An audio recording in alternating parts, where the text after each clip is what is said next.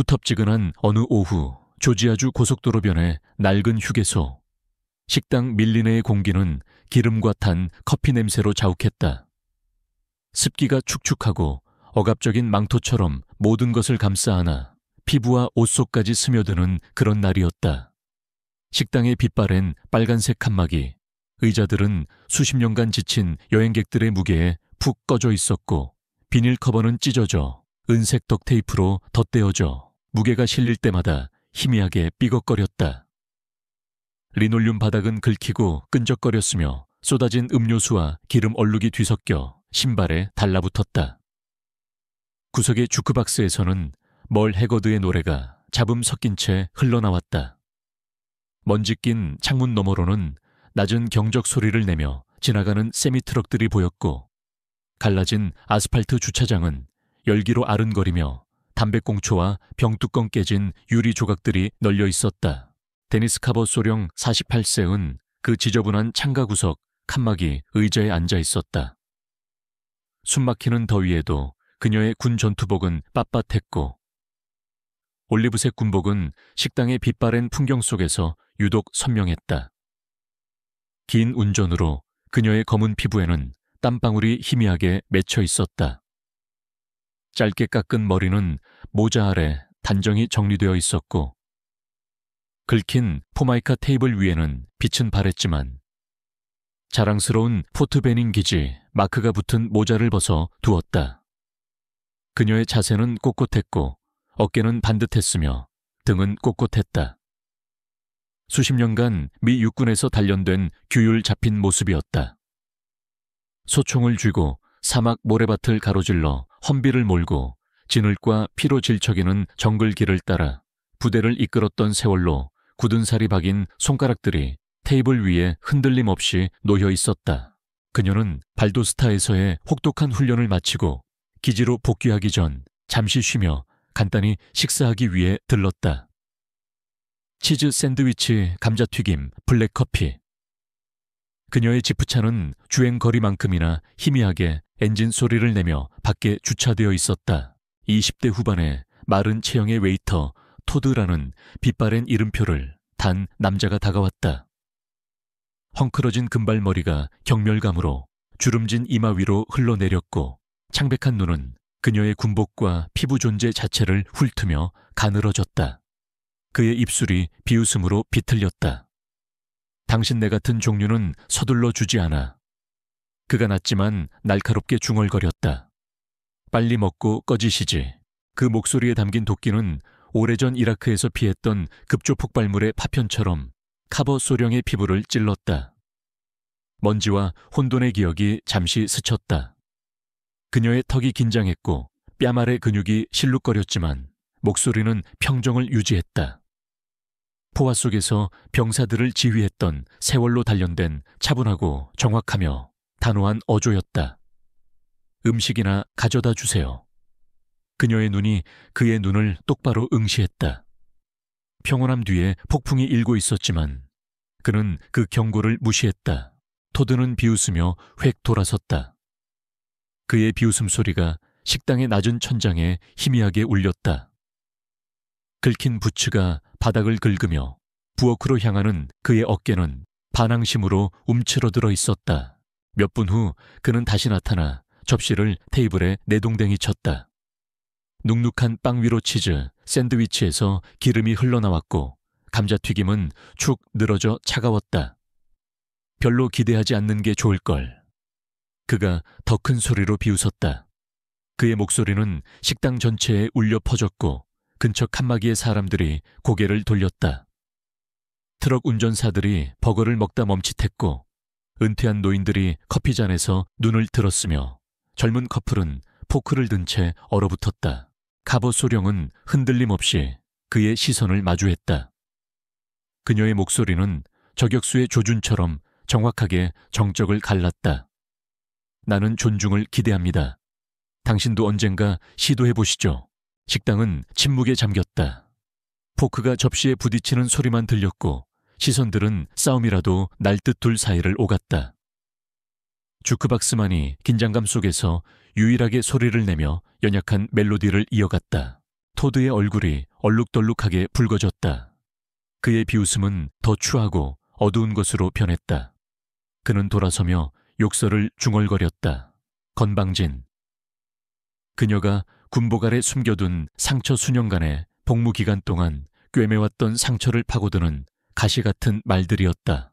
그녀는 빨리 식사를 마쳤다. 음식은 아무 맛도 느껴지지 않았다. 팁 없이 빳빳한 $10 지폐를 테이블 위에 두는 것으로 조용한 질책을 남기고 주차장으로 나섰다. 해가 낮게 기울어 갈라진 아스팔트 위로 긴 그림자를 들이우고 있었다.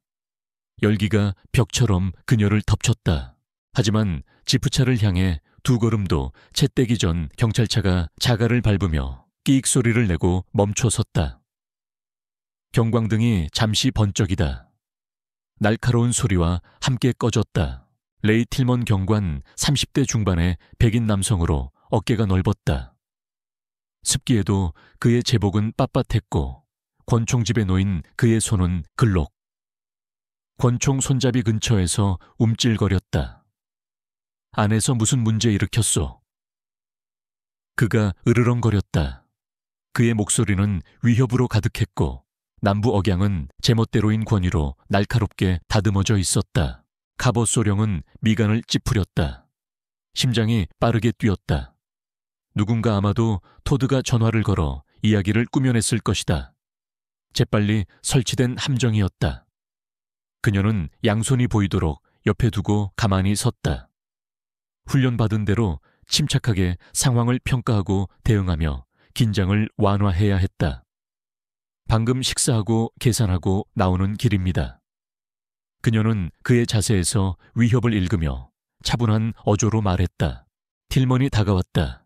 그의 육중한 몸이 그녀를 압도했고 담배와 값싼 위스키 냄새가 희미하게 풍겼다. 나한테 똑똑한 척하지 마시오. 직원들 협박하고 소란 피웠다고 들었소. 그의 손이 권총집 위에서 더욱 굳어졌다. 그녀는 천천히 고개를 저었다. 거짓입니다. 저는 미 육군 소령기고 20년 복무했습니다. 그가 거칠게 비웃었다. 당신이 뭐라고 주장하든 상관없어. 여기선 신분증 따위 아무 소용없어. 나한텐 그가 총으로 손을 뻗었다. 방가솔 근처에 손가락을 둔 채 위협하고 도발했다. 그의 손이 긴장하자 금속이 희미하게 번쩍였다. 심장이 귀에서 북처럼 울렸지만 그녀는 굳건히 섰다. 훈련은 두려움 주위에 강철 세 장을 쳤다. 그녀는 천천히 갑작스러운 움직임 없이 주머니로 손을 가져가며 얼음장 같은 목소리로 말했다. 확인해 보시죠. 그녀는 군 신분증을 꺼내 내밀었다. 푸른 제복 차림의 사진 옆으로 계급과 군번이 선명하게 새겨져 있었다. 소령 데니스 카버, 20년간의 명예와 희생의 증거였다. 틸먼은 그것을 낚아챘다. 굵은 손가락이 가장자리를 더럽혔다. 그는 마치 신분증이 자신을 모욕이라도 한 듯 노려보았다. 그는 신분증을 손목 스냅으로 휙 던져 그녀의 발밑 자갈 위로 떨어뜨렸다. 그 무심한 무시가 그녀의 가슴을 죄었다. 여기서 꺼져. 다음번엔 그렇게 쉽게 걸어 나가지 못할 거요. 소령기든 아니든 그의 손이 총 위에서 마지막으로 힘을 과시했다. 갑옷 소령은 몸을 굽혀 신분증을 주었다. 정확하고 신중한 움직임이었다. 주머니에 넣으며 그의 눈을 똑바로 응시했다. 차분했지만 깊숙이 억눌린 분노가 타오르고 있었다. 그녀는 지프채 올라탔고 문이 쾅 닫히는 소리가 주차장에 울려 퍼졌다. 욕설, 총 무시로 짚혀진 분노가 차분함 아래서 들끓었다. 그녀는 이 일을 그냥 넘기지 않을 작정이었다. 인종차별도 위협도 그녀가 피 흘려 지킨 군복에 대한 모욕도 정의는 선택사항이 아니었다. 그것은 그녀가 20년의 강철로 그은 선이었고 끝까지 지켜낼 경계선이었다. 포트 베닝 기지로 돌아온 카봇 소령은 자신의 막사에서 상황을 보고했다. 시멘트 블록 벽에는 바그다드에서 카불까지의 임무를 추적하는 색깔 압정이 꽂힌 지도들과 책상 위에는 이라크에서 부대를 이끄는 젊은 시절의 사진 한 장만이 걸려 있었다. 그녀가 받은 브론즈 스타와 퍼플 하트 훈장은 잠긴 케이스 안에서 희미하게 빛났다. 그녀의 친구이자 군수장교인 자말 해리스 대위 42세가 간이 침대에 걸터 앉아 있었다. 인종차별주의자 웨이터의 다혈질 경찰이라니 완전 함정이었군. 그의 낮은 목소리에는 쿠웨이트, 아프가니스탄, 그리고 미국 내 기지들에서 함께 겪었던 조용한 전투들의 무게가 실려 있었다. 소송할 거야. 카보 소령의 목소리는 강철 같았다. 괴롭힘, 명예훼손, 전부 다. 자말이 고개를 끄덕였다. 충분히 근거 있어. 웨이터의 막말은 공개적이었고 인종차별적이었어. 경찰의 총 위협은 명백한 협박이고 편견 외엔 이유가 없지. 내 사촌 나디아에게 전화할게. 서베너에서 일하는 변호사인데 시민권 전문이야. 이런 사건 전문이지. 그는 전화기를 꺼내 다이얼을 돌렸고 곧이어 미소를 지으며 말했다. 내일 내려온대. 단단히 준비하라고 전했어. 다음 날 나디아 파텔 변호사 35세가 기지 근처의 깨끗한 식당에서 카보 소령을 만났다. 날렵한 남색 정장 차림의 그녀는 카보 소령의 이야기를 들으며 예리한 눈빛으로 사건을 분석했다. 명예훼손은 공공연했고 인종차별적 의도가 명백합니다. 증인도 많고요. 경찰의 위협은 정당한 사유 없는 괴롭힘이자 편견의 발로입니다. 연방법원에 소송을 제기하죠. 경찰관에게는 공권력 남용에 따른 시민권 침해, 미국 연방법률 42편 1983조 웨이터에게는 명예훼손, 식당에게는 직원 채용 및 관리 소홀에 대한 주 차원의 소송도 함께 진행할 겁니다. 카보 소령은 틸먼에게 제시했던 군 신분증 사용 기록 기지, 스캐너, 타임스탬프 포함을 건넸다. 제가 신분을 밝혔다는 증거죠. 그의 변명을 무력화시킬 겁니다. 확실하군요. 나디아의 눈이 빛났다. 증인은요. 카보 소령은 고개를 끄덕였다. 식당에 있던 은퇴한 노부부 에드와 클라라가 욕설을 들었고 증언할 의사가 있다고 했다. 주차장에 있던 트럭 운전사 마이크는 경찰의 공격적인 태도를 목격했고 대시보드 카메라 영상도 가지고 있었다. 자말이 덧붙였다. 틸먼 경관에 대해 조사해봤는데 흑인 운전자들을 상대로 과도한 검문을 한 민원이 5건이나 있었더군요. 모두 와츠 보안관이 덮어줬고요. 공공 기록입니다. 완벽해요. 나디아의 펜이 빠르게 움직였다. 편견이 깊다는 패턴 증거입니다. 식당 영수증 틸먼의 통화 기록 119 신고 출처를 웨이터로 특정해서 이 사건을 확실히 매듭짓겠습니다. 이건 더 이상 작은 마을의 해프닝이 아닙니다. 연방 차원의 심판이 될 겁니다. 다음 주 동안 팀은 사건을 준비했다. 에드와 클라라는 전화 통화로 토드의 말을 확인해 주었고 마이크는 거칠지만 결정적인 대시보드 영상을 제공했다. 나디아는 식당 영수증과 통화 기록을 확보했다. 카보 소령은 카보 대 틸먼 외 소송을 제기했다. 경찰관의 괴롭힘과 시민권 침해, 웨이터의 명예훼손 밀리네, 식당의 채용 및 관리 소홀 책임을 물었다. 나디아의 비좁은 서베너 사무실에서 소장에 서명하는 그녀의 펜은 확고했다. 15만 달러의 손해배상, 징벌적 손해배상 포함을 요구하는 15페이지짜리 소장은 던져진 결투 신청서였다. 서베너 연방법원은 활기가 넘쳤다. 강철 같은 회색 머리에 50대 중반 에블린 토레스 판사가 재판을 주재했다. 카보 소령은 나디아와 함께 원고석에 앉았다. 군복 대신 회색 블레이저를 입었지만 자세는 여전히 군인처럼 꼿꼿했다. 방청석에는 포트 베닝에서 온 군인들, 지역 주민들, 기자들, 활동가들이 자리했다. 반대편에는 틸먼이 값싼 정장 차림으로 희미하게 비웃으며 앉아 있었고 토드는 초조하게 손가락을 두드렸다. 식당 주인 헬렌은 굳은 표정으로 변호사의 귓속말을 듣고 있었다. 나디아가 먼저 변론을 시작했다. 명예훼손, 괴롭힘, 시민권 침해를 명료하게 설명했다. 피고. 측 변호사 빅터 헤이스는 사소한 말다툼이라며 사건을 축소하려 했다. 토레스 판사는 그의 말을 끊고 실질적인 증거를 요구했다. 카보 소령이 먼저 증언대에 섰다. 차분하고 정확하게 식당과 주차장에서의 일을 진술했다. 나디아는 증거 A로 신분증 기록을 제출했다. 헤이스는 카보 소령을 도발적이고 예민한 사람으로 몰아가려 했지만 그녀의 침착하고 사실적인 답변에 막혔다.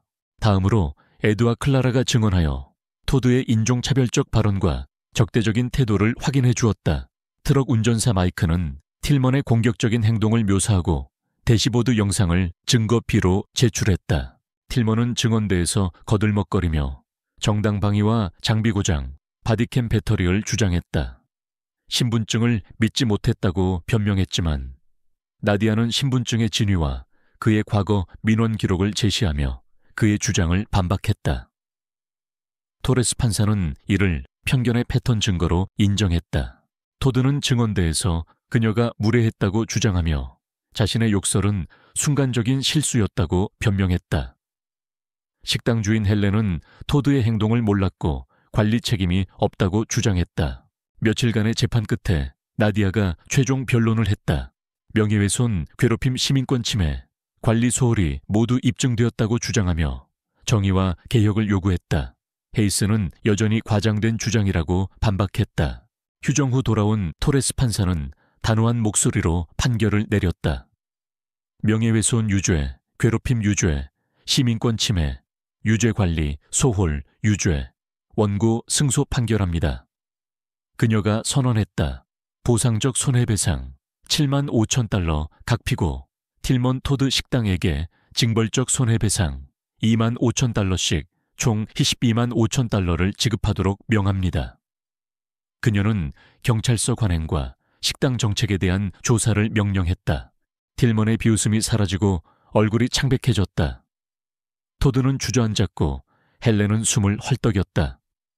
법정은 환호와 박수 소리로 가득 찼다. 법원 밖 카보 소령은 자말과 함께 서베너의 나무 아래 서 있었다. 판결문은 그녀의 손안에서 묵직했다. 몇 주 후 틸먼은 해고되었고 그의 이름은 지역신문에 오르내렸다.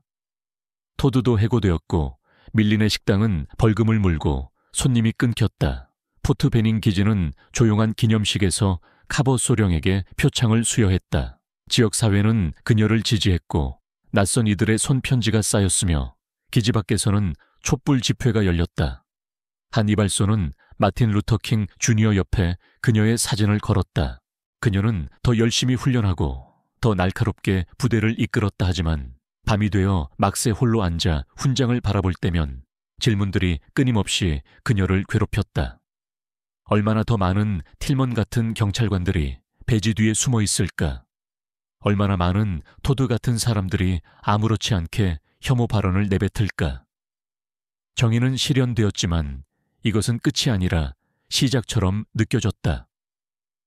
그녀는 젊은 군인들, 특히 흑인 신병과 여군들을 멘토링하며 경계를 늦추지 않는 유산을 만들겠다고 다짐했다.